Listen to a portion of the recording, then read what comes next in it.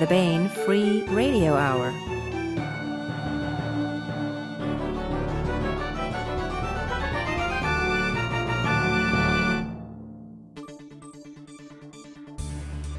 Next on the podcast, the creepy touch of alien contact, having sex with bloody dead bodies, or at least writing about it, dogs and dragons, spaceships and horse-drawn Dodge Chargers, and part 6 of our continuing serialization of David Weber's Shadow of Freedom. All right now.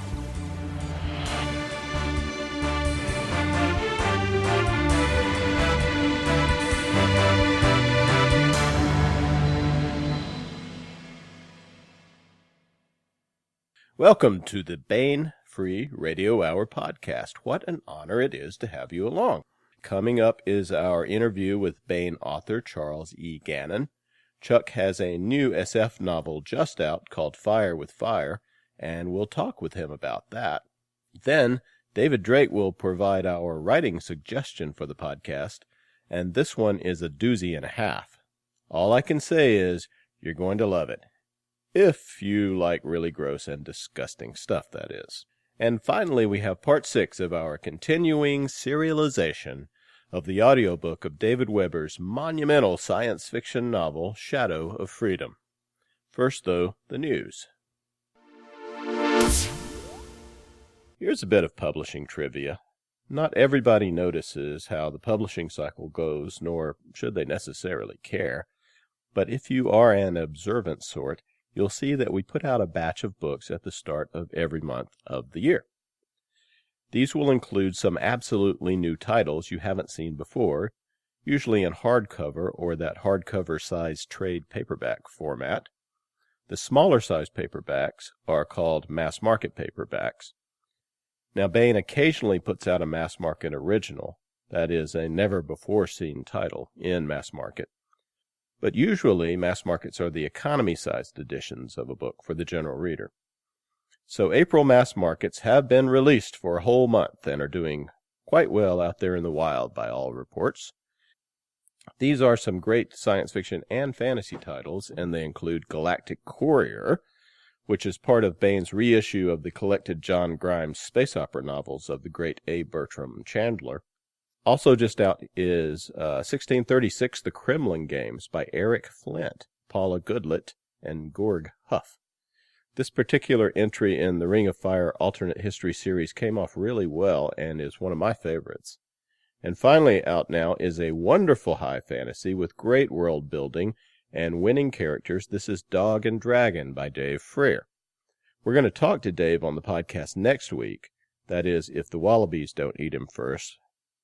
Dave lives in the wilds of Tasmania, and Dave is himself a bit of a wild man. That will be fun, so join us then. Find out more on all of these at Baen.com, where you can also check out the free fiction and nonfiction we have new each month. And finally, we really want to encourage you to participate in the pod with your notes and comments. We have a special spot for you to do this. On the podcast page at the Baen.com website, there is a link. This link takes you directly to the podcast forum at Baen's Bar. Now, Baen's Bar is our long-standing discussion area for Baen books. This is a wonderful community of readers, and lots of the writers hang out there as well. So click on that link, register if you have not already. We don't share your email with anyone or use it for anything else. And make yourself heard on the Baen Free Radio Hour forum. Hello, I'm Baen editor Tony Daniel. With me today is Baen associate editor Laura Haywood Corey. Hi, Laura. Hello. And Baen editor emeritus Hank Davis. Howdy, Hank. Hello, people. Now, we want to welcome Charles E. Gannon to the podcast today. Hi, Chuck. Hello. Charles E. Gannon, who is Chuck to us, is the author of new science fiction novel Fire with Fire. In Fire with Fire, a defense analyst, a guy who's sort of a polymath in his abilities, travels to a newly settled world being developed by a monopoly corporation that seems to be up to no good. Had a look at the science fiction bestsellers this morning, and Fire with Fire is comfortably on the list. so we can now officially call Fire with Fire a national bestseller. So congrats on that, Chuck. Well, thank you very much. It's a great place to sit, and I wouldn't sit there if it wasn't for you folks at Baen.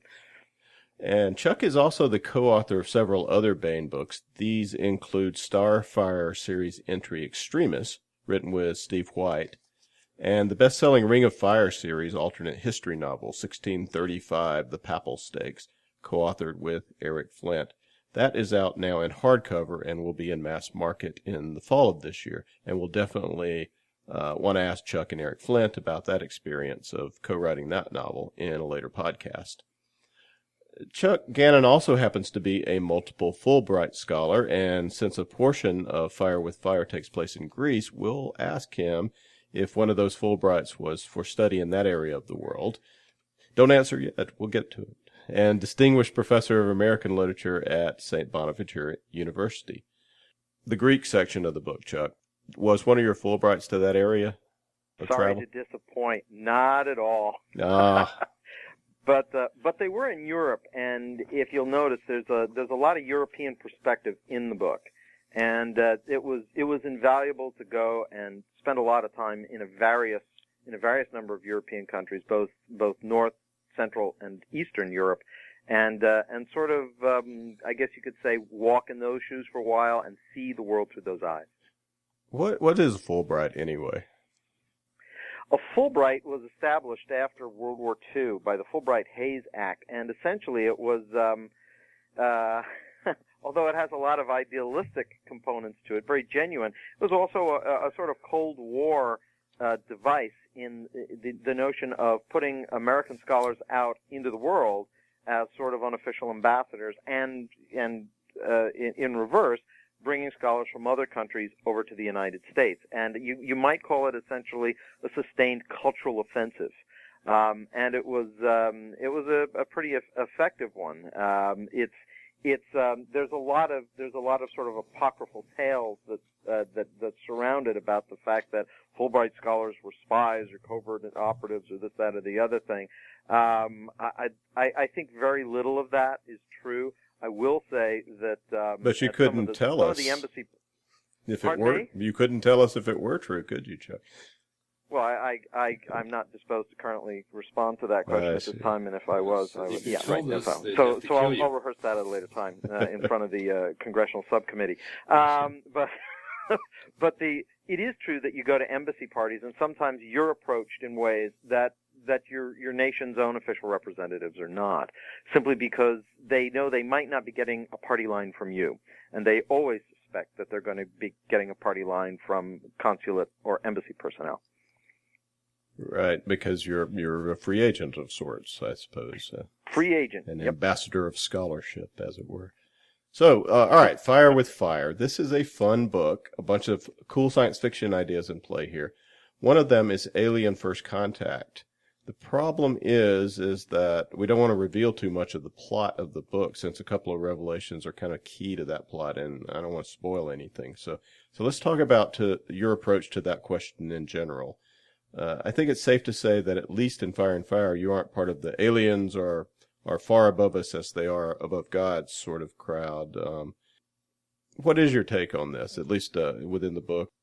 Well, I'm gonna work inside the book because that's a broad question. Being yeah. Nostradamus.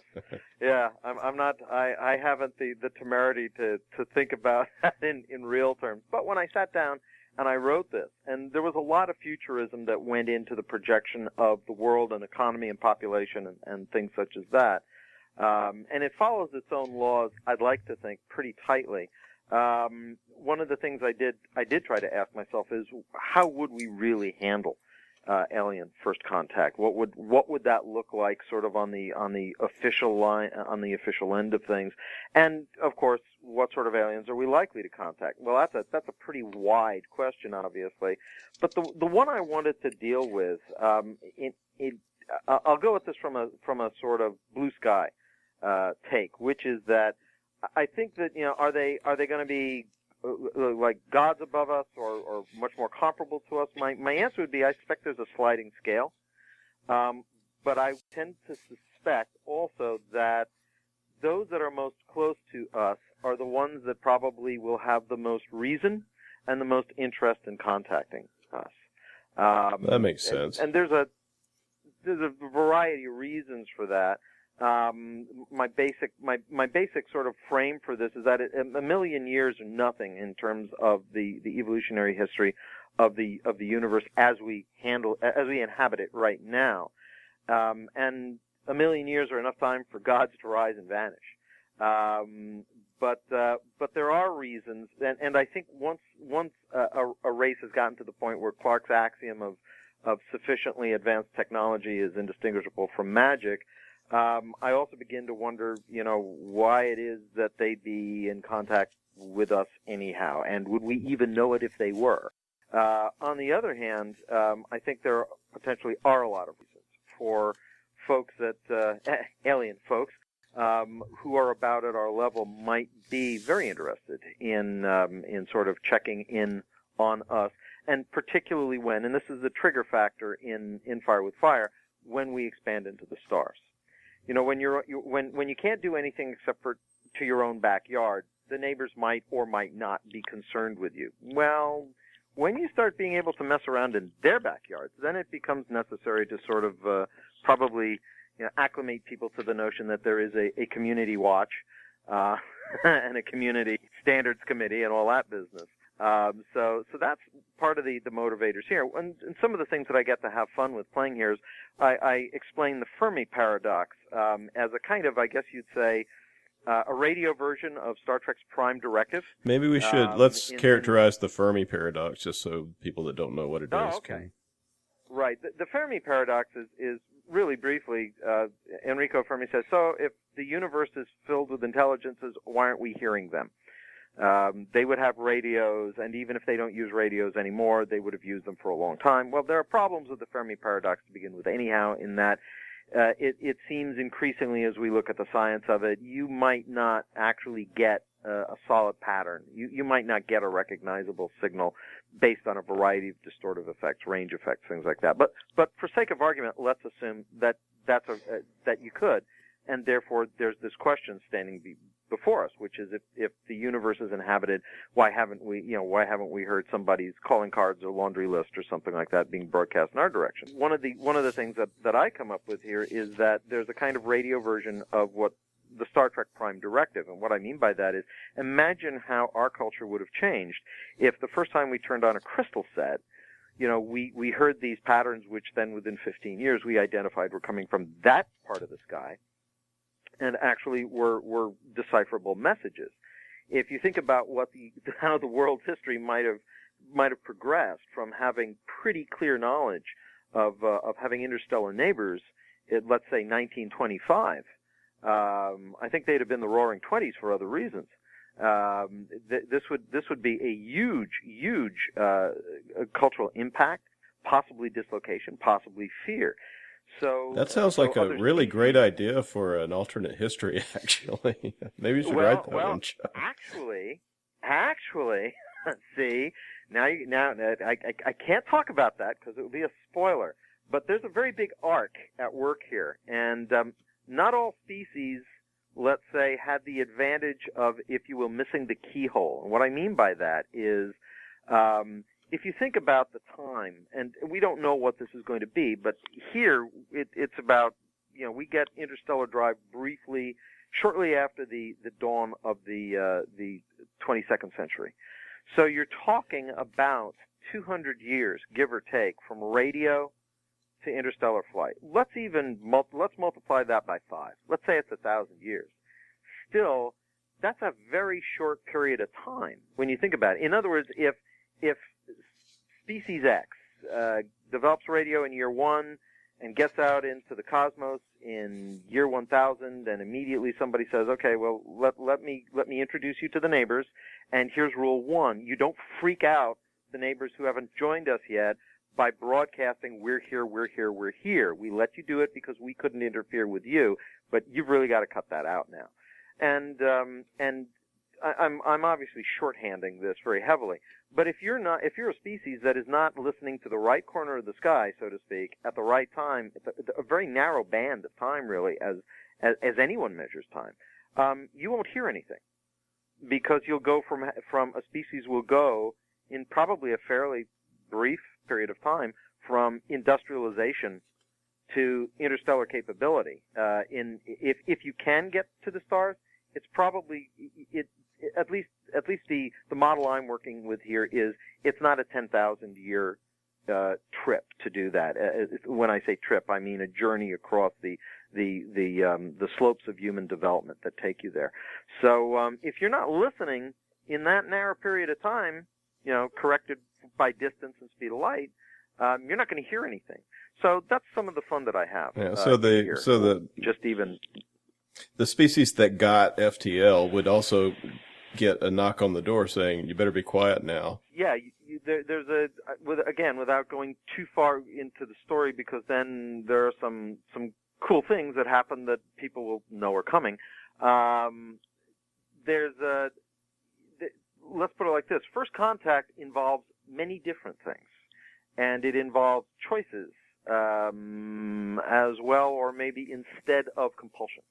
It's a very recognizable take on the first contact story, but I'd like to think it has some interesting nuances, because very often, you get what I would say is the portrayal of the extremes. On the one hand, we have the aliens who show up and say, it's got to be this way. And on the others, it's sort of like, I'm okay, you're okay, and the weird ones in the corner are pretty cool, too. I thought it was a very original take on all thoughts about first contacts. Instead of risking further spoilers, now, Kane Reardon, who's our hero in Fire with Fire, he gets called a couple of times a polymath. Now, I was thinking about your background, Fulbright scholar, defense consultant, I believe you are sometimes in the D.C. area. Defense and intelligence, yeah. And writer. So how much of Kane did you pull from your experience? So what the heck is a polymath anyway? Okay, well, a polymath off the top is essentially to be adept at many things. It pushes it a little into a different category to say Renaissance man, but it's a little bit like that.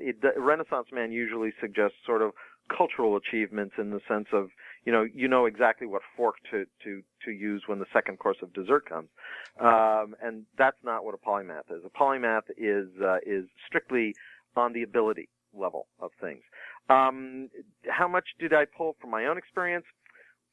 Well, let's put it like this. I certainly wanted to dodge any Mary Sue-ism. On the other hand, it helps to have a close feel for your character and for your life that have had pieces in it that you're very familiar with and can write with authority, because they're not too different from pieces in your own life.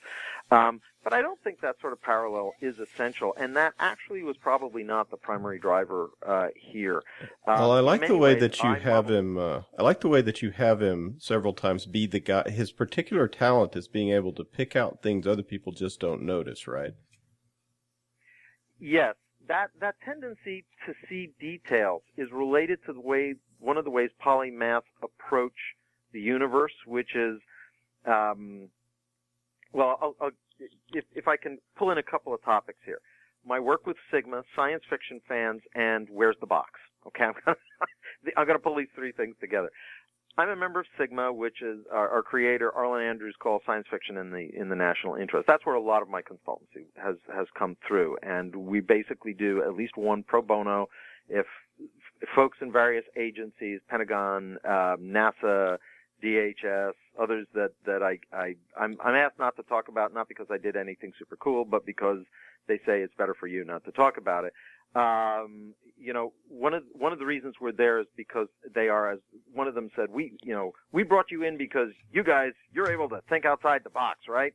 And one of our number looked around and smiled and said, "Box? What box?" And that's an important component of a polymath kind of view of the world. One of the things about a polymath is not merely their ability in many areas, but they tend not to see things through the filters of convention. In other words, there's a phrase in there where, somebody says, well, you see a screwdriver, and he sees a screwdriver and a weapon and a straight edge and a pendulum bob, and et cetera, et cetera, et cetera. The polymath tends to see a variety of potentialities inherent to an object or a situation and they can see them because they can see it outside of the coding, that it has. Because, we see a screwdriver and we think, oh, construction. Well, the polymath doesn't necessarily think that right away. They're aware of that, but they say, yeah, but it's a whole lot of other things too. And when I say science fiction fans, and I'm relating it to Sigma here, and science fiction authors as well, is one of the things that I found when I sat down and I decided who was Kane Riordan going to be, how was I going to write him. I wanted to give him, if everybody's got a superpower, right? Every hero has a superpower. I wanted his to be this sort of intelligence, this sort of resourcefulness, this sort of polymathic ability, because I see this again and again in all the folks who are listening, all those readers, you guys, fellow authors, fellow Sigma members. One of the things that I think makes us a community, identifies us, is that we do tend to think outside the box. Not because we, as we refined it, then later, to jump back to the Sigma story, somebody spoke up, I won't say who, and said, well, it's not that we don't know that there's a box there. We just can choose not to live in it. And that's one of the things that I wanted to give him, and I wanted to give that to Kane because I wanted readers to be able to say, I could be that guy. Because I think a lot of science fiction readers and fans indeed are that guy. That's what makes them very often different from the people they're around.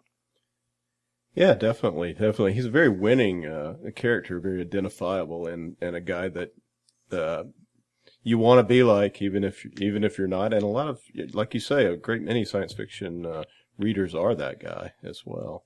I want to say a little bit about your driving writing style. I think it's really good stuff. You got a great voice, a real Heinlein kind of energy to your words.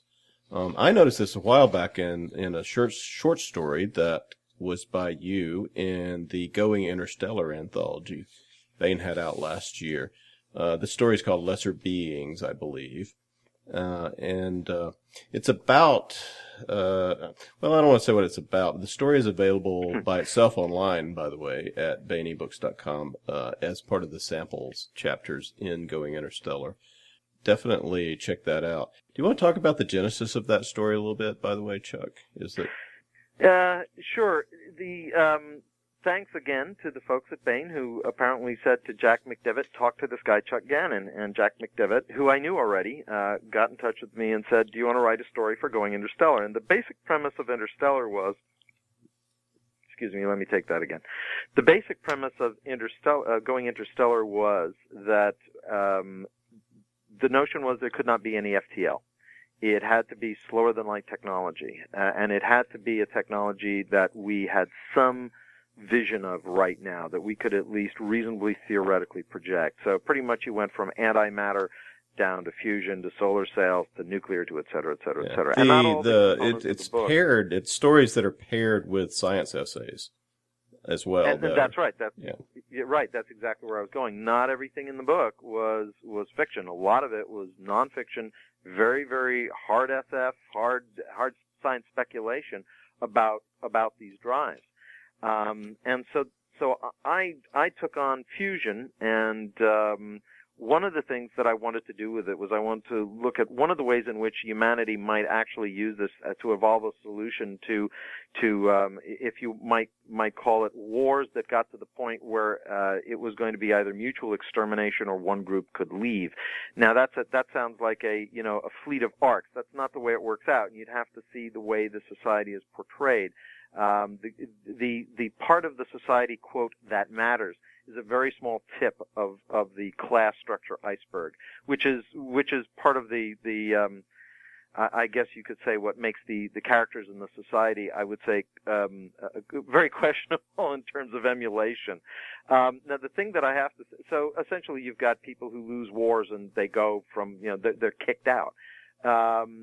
And the one thing I'll have to say, and one of the reasons I don't want to say anything more about it is, strangely enough, when you wrote this question, Tony, I'll bet you didn't know, this is a spoiler alert, because this story is actually part of the Fire with Fire universe. I know there's no FTL there, there's no mention of Earth, at least not that you can see, and it does take place in a different place, different time. But I promise you that it will all tie together, and that kind of gets into a little bit of what I'm doing with this entire arc, which is I'm going to throw out an image. You may have seen the things from Rome, which are They're mosaics, and what they are is they're tiles, and each tile actually is a small picture. It's part of a scene.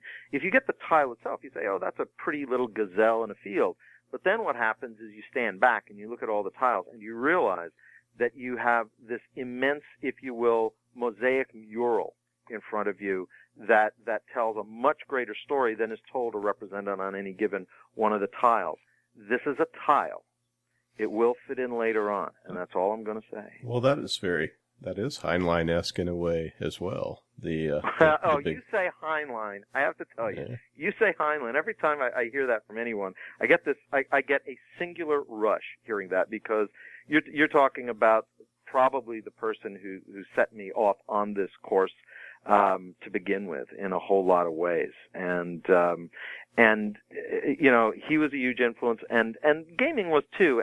And one of the things I want to mention is that hopefully within the not too distant future, I'm going to be writing an introduction for a guy by the name of Mark Miller, who anybody who listens to gaming knows about. He's doing something called Traveler 8 now, which is actually the notion behind it is to encourage the pay it forward attitude in even younger gamers, even under the age of 10.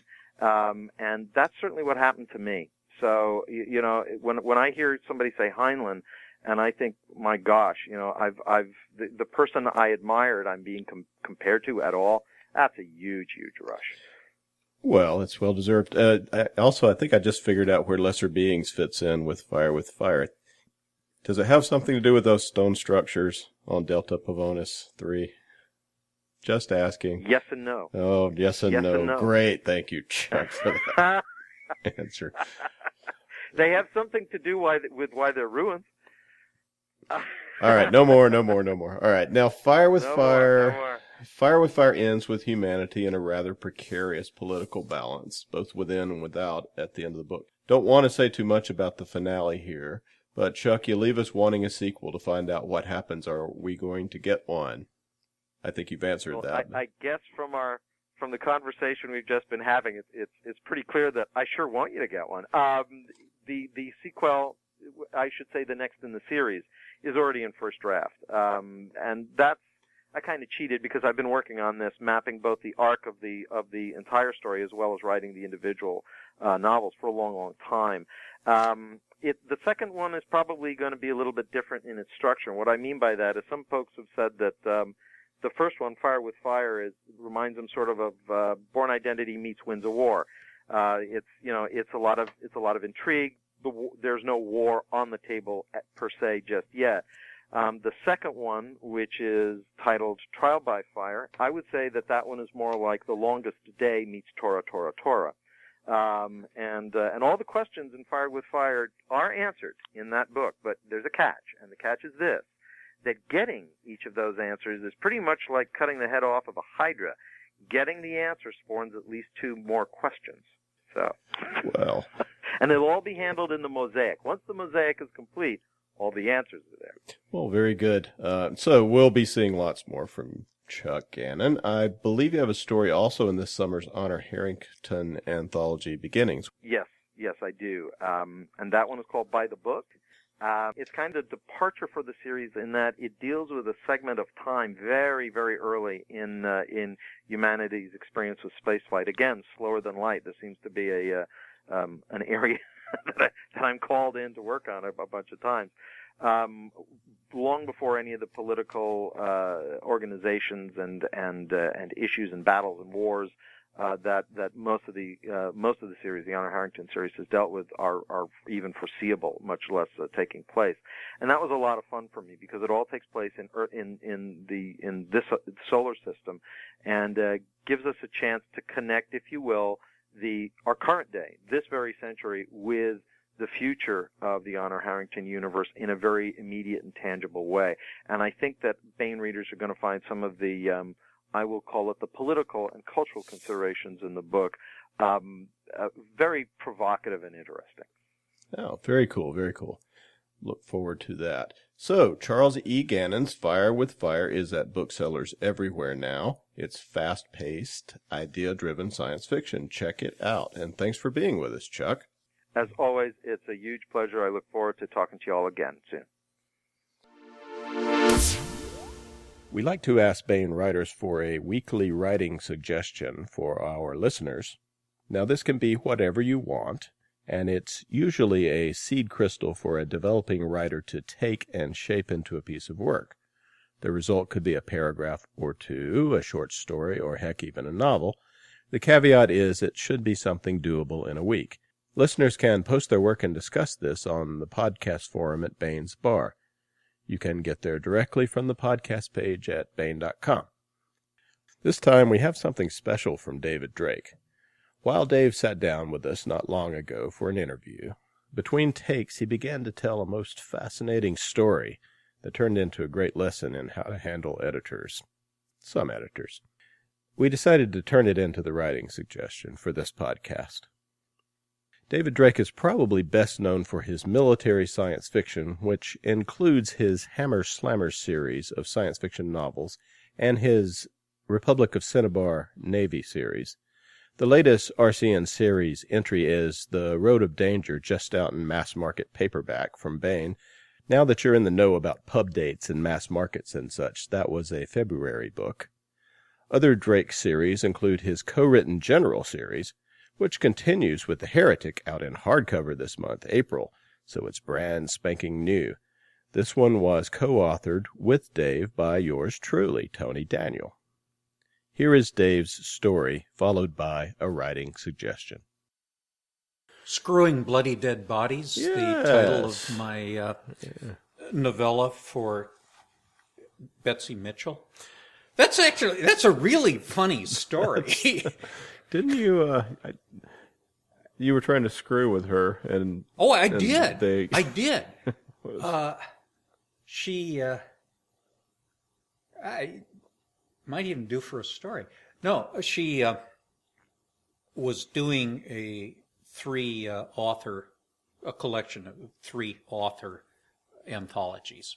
And she was making a point of being, very professional. When Jim and I did a project, it was usually we talked about it over the phone, and then I would send it in and tell him to send me money, and he would send me money, and maybe at some point somebody would remember to do up paper.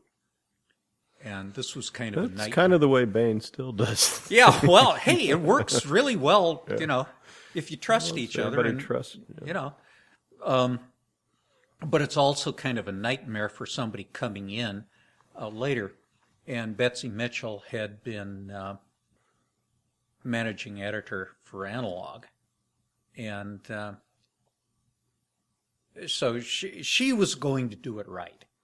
So she sent formal contracts ahead of time for the project. And there was a blank for the title of the work. And I said, I don't know what the title is. And she said, well, just put anything in. And I said, well, Screwing Bloody Dead Bodies, which is the title of a real book of necrophiliac porn. A very rare one. And she said, well, just fill something in. So that's what I filled in. Well, then in the course of writing it, remember, I have said many times that when I'm in the middle of a project, it's crap. It's just utter crap. And I keep going and I finish it and then I go over it repeatedly. And, it isn't actually crap, but it's always that in my mind. Doesn't matter. That's true of short stories. It's true of novels. It was true of this novella. So in the middle of it, I said to Betsy, oh, I don't know how this is working. I'm afraid it's crap. And she said, ooh, I get to edit you. Which is not actually what I want an editor to do. I could put that more strongly, and have to editors on occasion. But I just sort of drew up tightly inside. And I finished the novella, Libertyport, by the way, and then I thought, she's going to want to edit this, and I don't like to be edited. I really deeply don't. So I did a fake page and a half and laid it on top of the real manuscript. And the page and a half was titled Screwing Bloody Dead Bodies. And then I wrote a page and a half of a scene involving two mercenaries on the site of a shot-up convoy. And there were bodies bloating all around. There were some communications workers in it. And the men were chatting as one of them had sexual congress with one of the dead telephone operators, and the other was catching the flies rising off the bodies and catching them in the air by hand and then eating them, saying that they tasted like shrimp. He was lying. Yeah. So I sent this off on top of the manuscript, and this Baen was in New York at the time, not Riverdale. This is back on 260 Fifth Avenue. So the mail person ripped the envelopes open. This was, still submitting by hard copy, and so the mail person ripped open the envelope and pulled out the manuscript and said, "Ooh, screwing bloody dead bodies." And Betsy, next desk over, says, "Oh, he didn't really use that title, did he?" And picked up the manuscript and started reading. And how long did it take her before, or did she realize? It was, she said, when she was able to think again, her first thought was, he's Jim's closest friend, and I'm going to have to publish this in an anthology with my name on it. But then she got, the third page was the real first page, and we all had a really good laugh over it. And by the way, she didn't try to edit my story. I guess she was recovering from her shock. That's one of those things that, you can't be sure it's going to work, but boy, if it does work, it sure was worth doing. So here's the writing suggestion we came up with based on Dave Drake's story. Write 500 or so words of the most off-putting, horrific, shocking piece you can possibly imagine. Then segue into 500 words of a regular story or novel you are working on. This may get the juices flowing and give you some new ideas. And if you are part of a writing group, we encourage you to submit what you've written as new work without telling anybody that it's a joke. Get their reactions and please share them with us at the podcast forum at Baen's Bar. You can get there from the podcast page at Baen.com. And now we continue with our most excellent audiobook serialization of David Weber's Shadow of Freedom. This portion of Shadow of Freedom is provided by Audible.com. Get the complete audiobook at Audible.com now. If you're not a subscriber, you can get the entire audiobook free or choose from more than 100,000 other titles when you try Audible free for 30 days. I've been an Audible subscriber for years. It's a great service. Okay, here's what has gone before. We open on Halkirk, a planet in the Loomis system, under the thumb of the autocratic Solarian League. The planet's bloodthirsty, tyrannical rulers are in league with Solarian League interests to bleed the system dry of natural resources, while keeping the inhabitants under the boot heel of local dictatorship. A rebel resistance movement has risen on Loomis. The provos, as they are called, are great in spirit, but lacking in weapons and resources. An arms supplier has promised that more help was coming, and hinted that he has ties to that great rival to the Solarian League, Honor Harrington's Manticoran Star Kingdom. A man who may be the same weapons dealer shows up in the Seraphim system, another oppressed system. He issues the same promise to a brother and sister team of planetary insurgents. But we find he is no Star Kingdom operative. Instead, he works for a shady group known as the Meson Alliance. Meanwhile, at Sector Command in the Spindle system, a difficult road lies ahead for RMN Fleet Admiral Michelle Hinkey, Admiral Goldpeak, who also happens to be Honor Harrington's best friend. For Admiral Goldpeak is only now beginning to discover that someone is making promises on the RMN's behalf in order to sow discord on a galactic level. Here is Part 6 of David Weber's Shadow of Freedom. April 1922, post-diaspora. It's an imperfect universe. Deal with it. Admiral Michelle Hinkey. Chapter 5. Chris Billingsley poured the final cup of coffee, set the carafe on the small side table, and withdrew without a word. Vice Admiral Gloria Michelle Samantha Evelyn Hinkey, Countess Goldpeak, and Commanding Officer 10th Fleet, Royal Manticoran Navy, watched him go, then picked up her cup and sipped.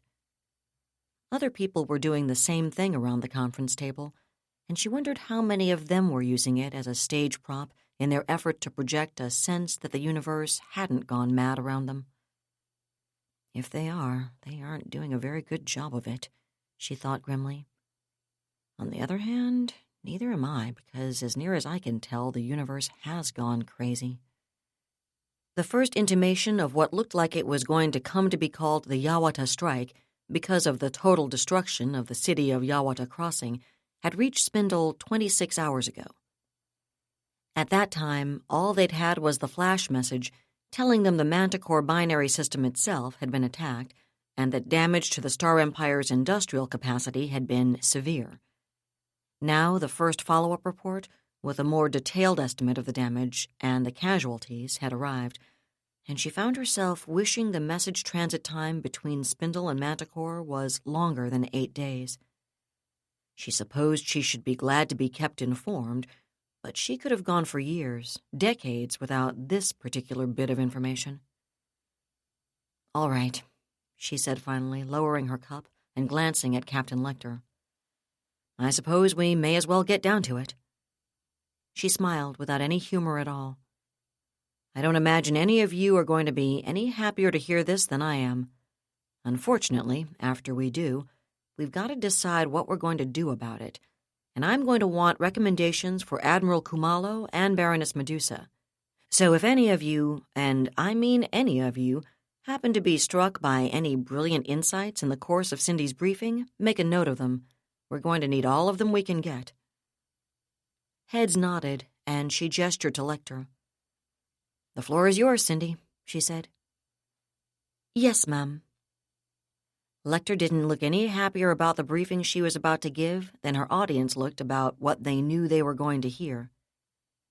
She spent a second or two studying the notes she'd made before she looked up and let her blue eyes circle the conference table. "We have confirmation of the original reports," she said, "and it's as bad as we thought it would be. In fact, it's worse." She drew a deep breath, then activated the holo display above the conference table, bringing up the first graphic. "Direct, immediate civilian loss of life," she began, "was much worse than any pre-attack worst-case analysis of damage to the space stations had ever suggested, because there was absolutely no warning. As you can see from the graphic, the initial strike on Hephaestus—" "I never realized just how much worse a victory could make a defeat taste," Augustus Kumalo said much later that evening. He, Michelle, Michael Oversteegen, and Sir Ivars Terekhov sat with Baroness Medusa on the oceanside balcony of her official residence. The tide was in, and surf made a soothing, rhythmic sound in the darkness, but no one felt very soothed at the moment. "I know," Michelle agreed. "It kind of makes everything we've accomplished out here look a lot less important, doesn't it?" "No, milady, it most definitely does not," Medusa said so sharply that Michelle twitched in her chair and looked at the smaller woman in surprise. "Sorry," Medusa said after a moment. "I didn't mean to sound as if I was snapping at you, but you and Augustus and Ivars and Michael have accomplished an enormous amount out here. Don't ever denigrate your accomplishments or yourselves just because of bad news from somewhere else." "You're right, of course," Michelle acknowledged after a moment. "It's just that it feels like the end of the world," Medusa finished for her when she seemed unable to find the exact word she'd been looking for. "Maybe not quite that bad, but close," Michelle agreed. "Well, it damned well should," Medusa told her tartly. "Undervaluing your own accomplishments doesn't necessarily make you wrong about how deep a crack we're all in right now." Michelle nodded. The Admiralty dispatches had pulled no punches. With the devastation of the home system's industrial capacity, the Royal Manticoran Navy found itself, for the first time since the opening phases of the First Havenite War, facing an acute ammunition shortage. And that shortage was going to get worse, a lot worse, before it got any better. Which was the reason all of Michelle's remaining shipboard Apollo pods were to be returned to Manticore as soon as possible.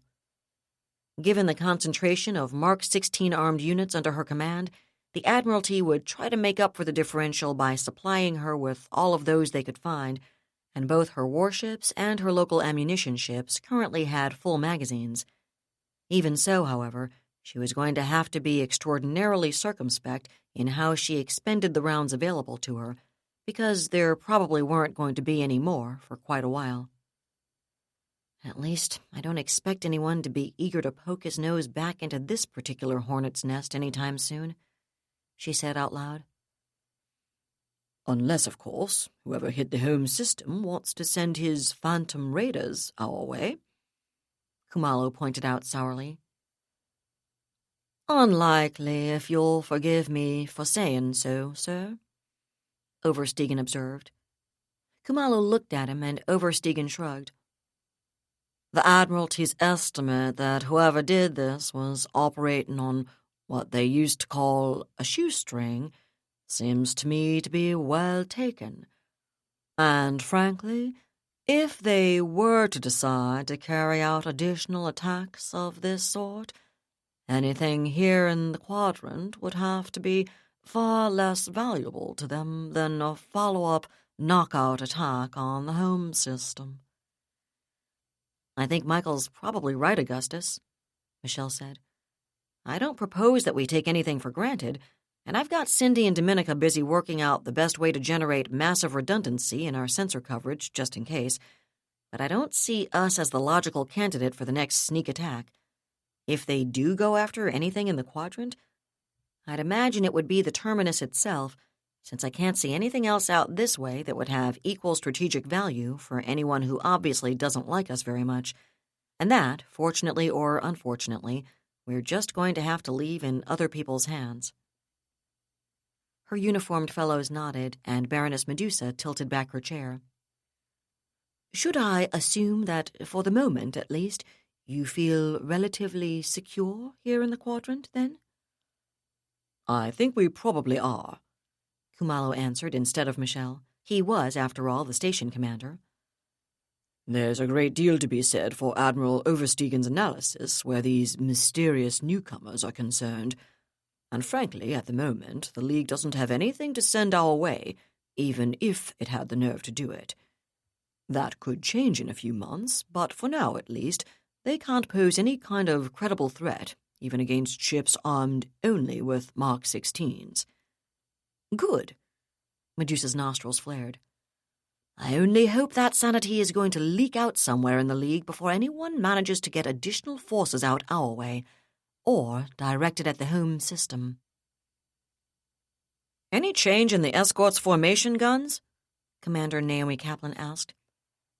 "No, ma'am," Lieutenant Abigail Hearns replied. "They're maintaining interval and heading." The slender brunette lieutenant didn't add that the escorts in question had to have picked up the impeller signatures of the 2 destroyers overtaking them from astern. Naomi Kaplan had been HMS Hexapuma's tactical officer back when Abigail Hearns had been the heavy cruiser's assistant TO, and Abigail had learned a great deal from her, including the fact that only rarely did the commander need the painfully obvious explained to her in detail. "I see." Kaplan nodded acknowledgement and tipped back in her command chair, frowning, as she contemplated the current tactical situation as seen from the probable mindset of one Captain Jacob Zavala. Zavala had originally been the senior officer of Destroyer Squadron 301's 2nd Division. He'd inherited command of the entire squadron from Commodore Ray Chatterjee following the massacre of 3/4 of Desdiv 301.1 at New Tuscany, however, and reorganized the squadron's surviving 5 ships into 2 understrength divisions. As part of that reorganization, he'd shifted his flag from HMS Gawain to HMS K and left Gawain in Desdiv 301.2, where her skipper, Captain Frank Morgan, had become the division's new senior officer.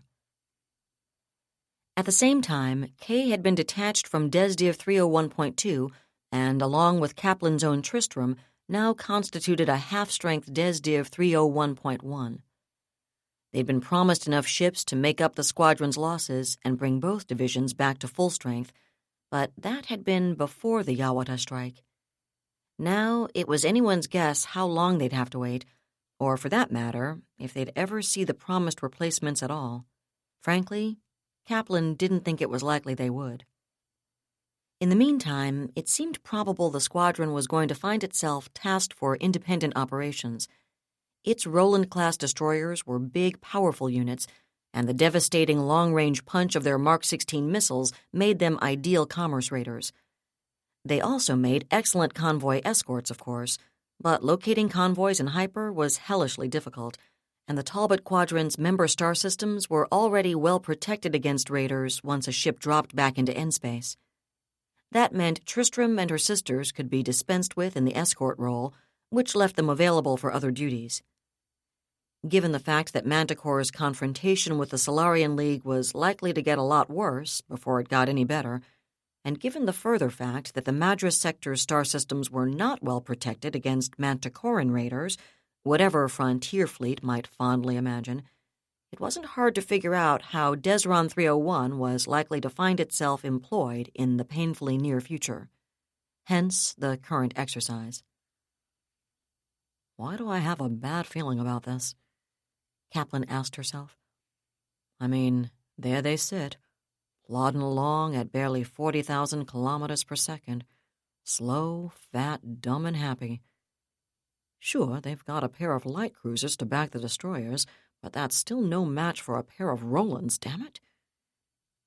She frowned some more, one dark-skinned hand playing with a lock of bright blonde hair.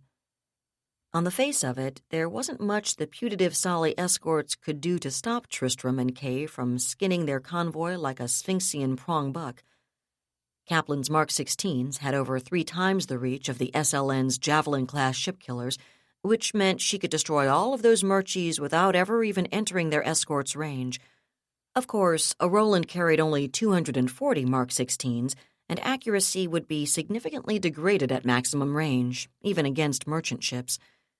True, the simulation's parameters assumed the raiders were accompanied by a missile transport from which they could resupply, but with the Yamato Strike's catastrophic consequences for missile production, no one wanted to waste any of the limited number available. So the logical move was to get as close to her prey as she could without ever entering the escort's powered envelope. That would maximize the accuracy and economy of her own fire while maintaining her immunity from the defenders. Which is exactly what I was planning to do, and so far I haven't seen any reason to change my mind. Not one I could put my finger on anyway, but still. Her eyes narrowed as she finally realized what was bothering her. She didn't know Captain Zavala as well as she wished she did, but he struck her as quite a different proposition from the larger-than-life, almost boisterous Commodore Chatterjee. No one who'd ever served with Chatterjee could have doubted the Commodore's competence, but his enthusiasm and inexhaustible energy had been the first things to strike almost anyone on first acquaintance, and he'd had a very direct approach to problems. Not only was Zavala barely 2/3 as tall as Chatterjee had been, he was also far quieter, with a thoughtful, almost preoccupied air, which she'd quickly realized was deceptive. Chatterjee had been well suited to his nickname of Bear, but Zavala was a tree cat, compact, sleek, and with the confident, composed watchfulness of a patient predator. She'd also done a bit of quiet research since he'd assumed command of the squadron, and found that Commander Zavala had been a senior tactical instructor at Saganami Island for 4 years. He'd been slated for command of a destroyer at the time Oscar St. Just had been toppled, but he'd lost that appointment in the Janacek build-down and been sent to the academy instead. In fact, his Saganami Island stint had coincided almost exactly with Edward Janacek's tenure as First Lord of Admiralty, and being beached by the Janacek Admiralty was a recommendation in its own right, as far as Kaplan was concerned. From the look of things, he'd done a damned good job as an instructor, though, and the Whitehaven Admiralty had given him command with almost indecent haste. He'd posted a pretty good record as a destroyer skipper since, too. In fact, he'd been jumped straight past captain, junior grade, to captain of the list, on the basis of his performance with 8th Fleet. Well, that was scarcely surprising. All false modesty aside, Kaplan knew the Navy wasn't choosing Roland skippers at random, and every CO in the squadron had amply demonstrated his or her capabilities before being selected. Yet for this exercise, Zavala had relegated himself to the role of a passenger aboard his flagship. He was only there to observe, he'd explained, and that was the reason Kaplan's mental antennae were quivering. An observer, yes. But to observe exactly what, I wonder? She stroked one eyebrow with an index finger, remembering how straightforward the simulation had sounded when she read the initial ops order. In fact, it had gone beyond mere straightforwardness to the absurdly simple, and for the life of her, she couldn't remember the last time a good senior officer had organized a training sim as a gimme. The Manticoran tradition was to train its people in exercises which were deliberately harder than actual operations were likely to prove. That obviously wasn't the case here, yet someone like Zavala was unlikely to forget the tradition, which meant there was a nasty hook somewhere inside that tasty-looking bait. But what sort of hook? "Abigail?" she said. "Yes, ma'am." Lieutenant Hearns looked over her shoulder, one eyebrow raised. "Do you have those reports on what happened at Torch handy?" "Such as they are and what we have of them, yes, ma'am." "I know we don't have much detail," Kaplan acknowledged, which was unfortunately true. Admiral Luis Rozak and the Erewhonese were keeping any reports of the actual engagement pretty close to their vests. "But I'm thinking more about O&I speculations, about the performance of the missiles Mesa equipped those State-Sec retreads with." "We don't have any hard numbers, ma'am." Abigail's own expression turned thoughtful as she paged through her orderly mental files. "In fact, there's nothing specific about the Mason-supplied missiles at all, but one of the analysts on Admiral Hempel's staff did suggest they may not have been standard Solly issue. Is that what you were thinking of, ma'am?" "That's exactly what I was thinking about." Kaplan nodded. "Refresh my memory." "Well, as you said yourself, it's all speculative, ma'am. But, stripped of all the statistical analysis, his basic point was that we know Erewhon is building new units for Governor Borregos. We also know Erewhon has multi-drive missiles of its own. They are still the big, bulky, capacitor-powered model, but they've got plenty of legs, and their warheads and seekers are better than anything the Sollys have. For that matter, Erewhon certainly ought to be able to manufacture the old Mark 13 extended-range missile for smaller launchers. and he suggested Borregos and Rosak would have held out for at least the Mark 13. Whatever they may or may not be telling old Chicago, they're obviously aware missile ranges have been climbing in our neck of the woods. That being the case, they probably would have insisted on buying the longest-ranged birds they could get. She paused, as if to be sure her CO was with her so far, and Kaplan nodded again. The point he made, the one I'm pretty sure you're thinking about, ma'am, was that given Rosak's reported losses and assuming he had acquired longer-ranged missiles from the Erewhonese, he must either have fought like a complete and total idiot, which isn't what his resume would lead someone to expect, or else significantly underestimated his enemy's range. If he hadn't, he never would have entered it in the first place. If he did, he may have shaved the margin too tightly, trying to get in close enough to maximize his hit probabilities. Exactly. Kaplan smiled thinly. We don't know what the range actually was, but I think your analyst was onto something, Abigail.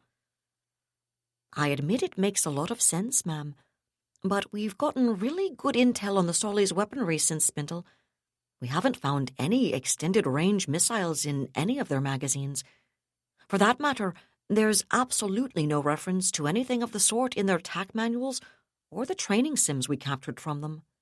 I've been playing with their missile doctrine, offense and defense, ever since we got access, and it's all concerned with really short-range engagements, at least by our standards.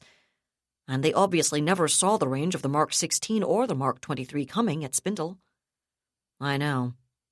In fact, I wouldn't be a bit surprised if whatever the Masons handed their mercenaries for the attack on Torch was another little toy their good friends and fellow scum at Technodyne whipped up just for them.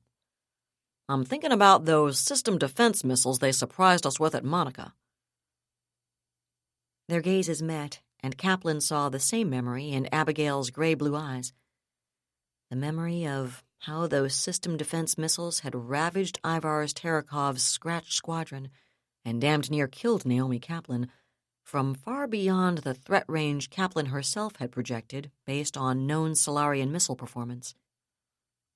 Those were awfully big missiles, ma'am, Abigail pointed out. She wasn't arguing, Kaplan realized. She was simply thinking out loud. We haven't seen any sign these people have pods on tow, and no Solly cruiser or destroyer could launch birds that size without being virtually rebuilt. Even then, they probably couldn't get more than 4 or 5 launchers and 40 or 50 missiles aboard something the size of one of their light cruisers.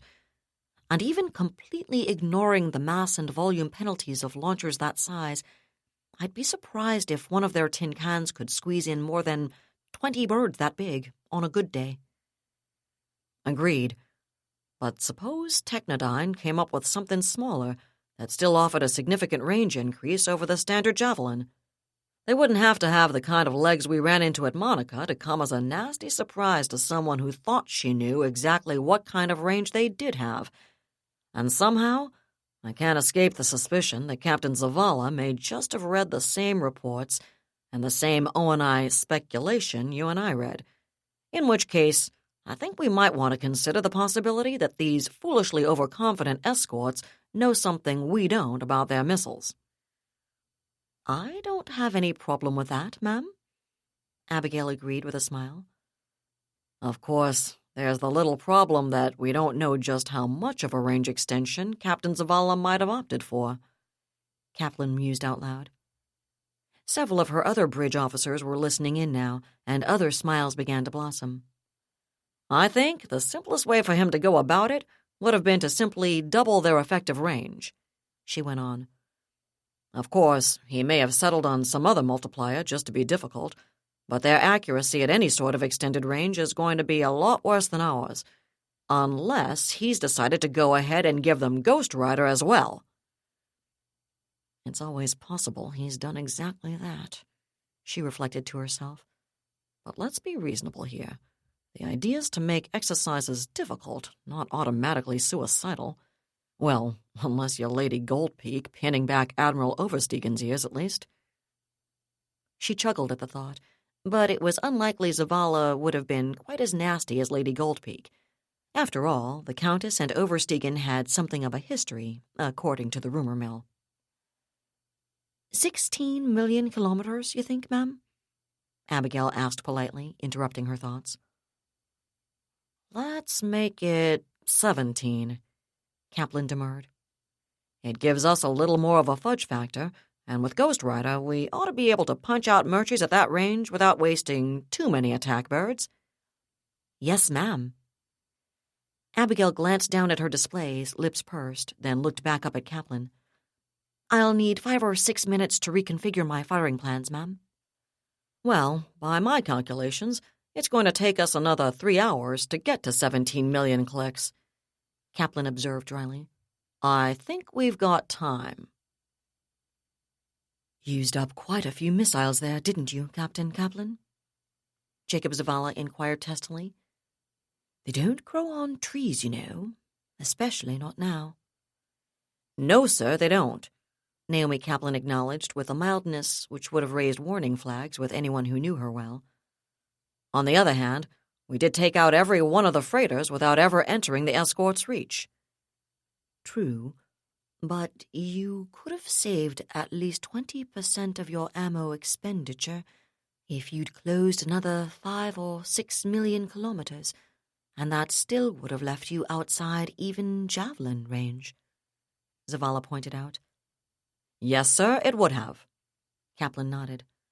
On the other hand, she continued in the same mild tone, it probably wouldn't have left me outside the range of the missiles you actually gave the Solis for the exercise. What's that? Zavala cocked his head, blue eyes narrowed as he gazed quizzically at Kaplan. Are you suggesting I'd cheat, Captain? To quote one of my TAC instructors at the Crusher, sir, if you aren't cheating, you're not trying hard enough. Kaplan shrugged. Just as a matter of curiosity, how much of a range boost did you assign? You, Captain Kaplan, have a disrespectful and insulting opinion of my fair-mindedness, Zavala said severely, then snorted. As a matter of fact, they had a nominal effective range of 12 million kilometers. A 25% jump seemed about right. Really? Kaplan smiled. I figured you'd settle for a nice round number and just double it, sir.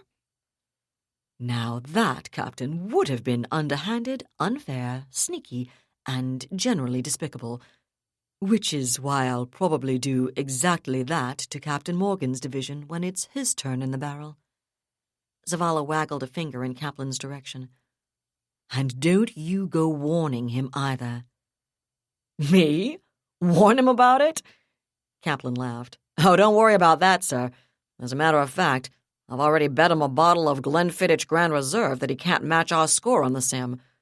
I've known Captain Morgan for a while, you know, and somehow I seem to have forgotten to mention to him the range at which we engaged the convoy. I hate to say it, she assumed a mournful expression, but under the circumstances, I strongly suspect he's going to decide that if he closes to just outside the javelin range, he'll be able to punch out all of the Murchies with a lot fewer missiles than we expended. She shook her head sadly, and Zavala laughed. A woman after my own underhanded, unfair, sneaky, and generally despicable heart, he observed. I definitely see an admiral's flag in your future, Captain Kaplan. That was David Weber's Shadow of Freedom, Part 6. Join us next time as we continue our journey through this best-selling science fiction novel. Some of you have asked about this. The reader is Allison Johnson, who has done many, many David Weber novels. It's pretty clear she knows the characters very well. And that's it for the podcast. Thanks to Audible.com. Thanks to Laura Haywood Corey, Hank Davis, and our musical composer, Maestro Ruth Judkowitz. Or is that Maestra? No, I think you say it Maestro. Cryogenically resuscitated barrels of genetically augmented thanks to special guests Charles E Gannon and David Drake. Please join us next time here at the pounding heart of science fiction and fantasy. and keep reaching for the stars.